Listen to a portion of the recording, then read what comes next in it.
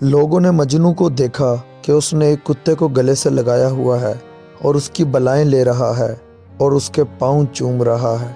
درد عشق سے ناآشنا ایک آدمی نے جب یہ ماجرا دیکھا تو کہنے لگا، ارے دیوانے، یہ کیا کر رہے ہو؟ یہ کیا مذاق ہے؟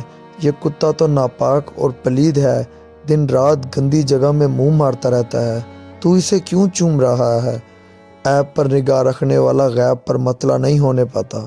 اس کے یہ اعتراضات سن کر مجنوں نے جواب دیا، اے شخص، تو ظاہری شکل پر جاتا ہے، ذرا گہرائی میں اتر اور اس کتے کو میری آنکھوں سے دیکھ۔ یہ میرے محبوب کی گلی کا کتا ہے، ذرا اس کی نگاہ انتخاب تو دیکھ، بلکہ تو اسے داد دے کہ اس نے کیسا مقام پسند کیا ہے۔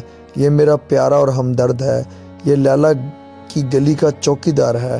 یہ کتا لیلا کی گلی کا رہنے والا ہو، اس کے پیروں کی خاک مجھے شیروں سے بھی بہتر لگتی ہے۔ شیر تو لیلا کی گلی کے کتے کے غلام ہیں۔